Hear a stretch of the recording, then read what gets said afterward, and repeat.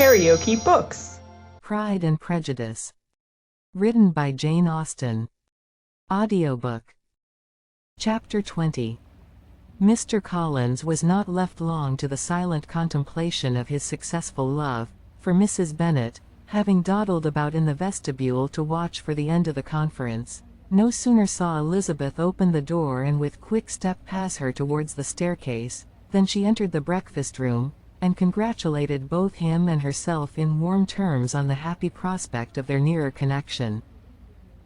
Mr. Collins received and returned these felicitations with equal pleasure, and then proceeded to relate the particulars of their interview, with the result of which he trusted he had every reason to be satisfied, since the refusal which his cousin had steadfastly given him would naturally flow from her bashful modesty and the genuine delicacy of her character. This information, however, startled Mrs. Bennet. She would have been glad to be equally satisfied that her daughter had meant to encourage him by protesting against his proposals, but she dared not believe it, and could not help saying so. "But depend upon it, Mr. Collins," she added, "that Lizzie shall be brought to reason. I will speak to her about it myself directly. She is a very headstrong, foolish girl, and does not know her own interest, but I will make her know it." "Pardon me for interrupting you, madam," cried Mr. Collins, "but if she is really headstrong and foolish, I know not whether she would altogether be a very desirable wife to a man in my situation, who naturally looks for happiness in the marriage state. If, therefore, she actually persists in rejecting my suit, perhaps it were better not to force her into accepting me, because, if liable to such defects of temper, she could not contribute much to my felicity." "Sir, you quite misunderstand me," said Mrs. Bennet, alarmed. "Lizzie is only headstrong in such matters as these. In everything else she is as good-natured a girl as ever lived. I will go directly to Mr. Bennet, and we shall very soon settle it with her, I am sure." She would not give him time to reply, but hurrying instantly to her husband, called out, as she entered the library, "Oh, Mr. Bennet, you are wanted immediately. We are all in an uproar. You must come and make Lizzie marry Mr. Collins, for she vows she will not have him, and if you do not make haste he will change his mind and not have her." Mr. Bennet raised his eyes from his book as she entered, and fixed them on her face with a calm unconcern, which was not in the least altered by her communication. "I have not the pleasure of understanding you," said he, when she had finished her speech. "Of what are you talking?" "Of Mr. Collins and Lizzie. Lizzie declares she will not have Mr. Collins, and Mr. Collins begins to say that he will not have Lizzie. And what am I to do on the occasion? It seems a hopeless business. Speak to Lizzie about it yourself. Tell her that you insist upon her marrying him. Let her be called down. She shall hear my opinion." Mrs. Bennet rang the bell, and Miss Elizabeth was summoned to the library. "Come here, child," cried her father as she appeared. "I have sent for you on an affair of importance. I understand that Mr. Collins has made you an offer of marriage.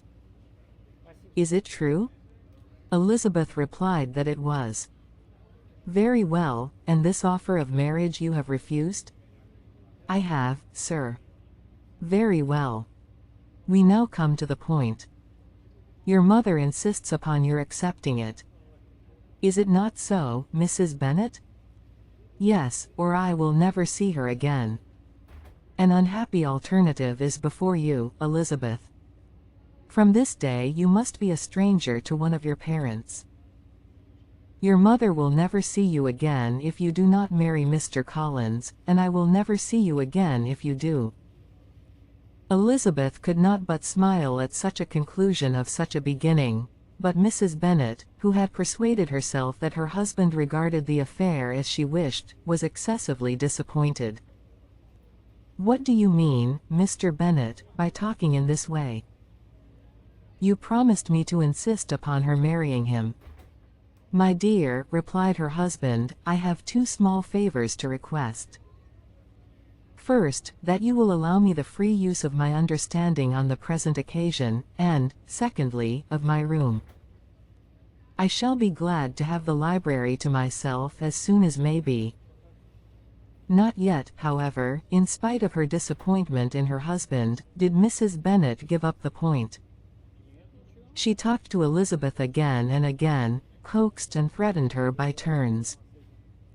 She endeavored to secure Jane in her interest, but Jane, with all possible mildness, declined interfering, and Elizabeth, sometimes with real earnestness, and sometimes with playful gaiety, replied to her attacks. Though her manner varied, however, her determination never did. Mr. Collins, meanwhile, was meditating in solitude on what had passed. He thought too well of himself to comprehend on what motive his cousin could refuse him, and though his pride was hurt, he suffered in no other way. His regard for her was quite imaginary, and the possibility of her deserving her mother's reproach prevented his feeling any regret. While the family were in this confusion, Charlotte Lucas came to spend the day with them. She was met in the vestibule by Lydia, who, flying to her, cried in a half-whisper, "I am glad you are come, for there is such fun here. What do you think has happened this morning? Mr. Collins has made an offer to Lizzie, and she will not have him." Charlotte had hardly time to answer before they were joined by Kitty, who came to tell the same news, and no sooner had they entered the breakfast-room, where Mrs. Bennet was alone, than she likewise began on the subject, calling on Miss Lucas for her compassion, and entreating her to persuade her friend Lizzie to comply with the wishes of her family. "Pray do, my dear Miss Lucas," she added, in a melancholy tone, "for nobody is on my side, nobody takes part with me. I am cruelly used, nobody feels for my poor nerves." Charlotte's reply was spared by the entrance of Jane and Elizabeth. "Aye, there she comes," continued Mrs. Bennet, looking as unconcerned as may be, and caring no more for us than if we were at York, provided she can have her own way. "But I tell you what, Miss Lizzie, if you take it into your head to go on refusing every offer of marriage in this way, you will never get a husband at all, and I am sure I do not know who is to maintain you when your father is dead. I shall not be able to keep you, and so I warn you. I have done with you from this very day. I told you in the library, you know, that I should never speak to you again, and you will find me as good as my word. I have no pleasure in talking to undutiful children. Not that I have much pleasure, indeed, in talking to anybody. People who suffer as I do from nervous complaints can have no great inclination for talking. Nobody can tell what I suffer. But it is always so. Those who do not complain are never pitied." Her daughters listened in silence to this effusion, sensible that any attempt to reason with or soothe her would only increase the irritation. She talked on, therefore, without interruption from any of them till they were joined by Mr. Collins, who entered with an air more stately than usual, and on perceiving whom, she said to the girls, "Now, I do insist upon it, that you, all of you, hold your tongues, and let Mr. Collins and me have a little conversation together."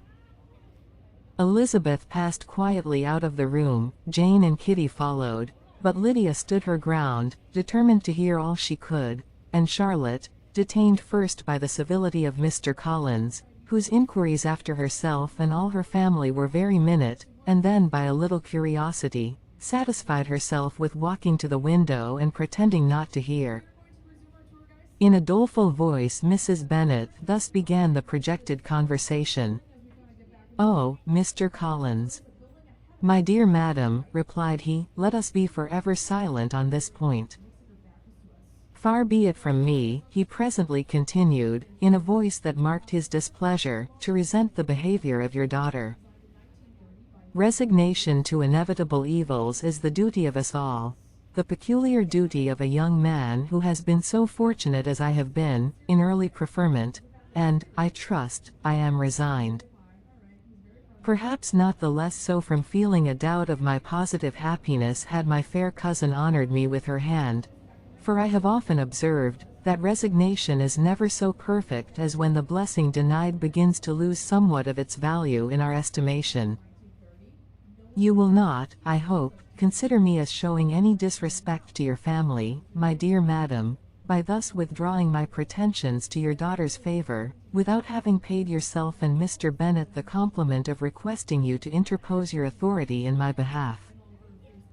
My conduct may, I fear, be objectionable in having accepted my dismission from your daughter's lips instead of your own, but we are all liable to error. I have certainly meant well through the whole affair. My object has been to secure an amiable companion for myself, with due consideration for the advantage of all your family, and if my manner has been at all reprehensible, I here beg leave to apologize. If you liked what you heard, please subscribe to the channel.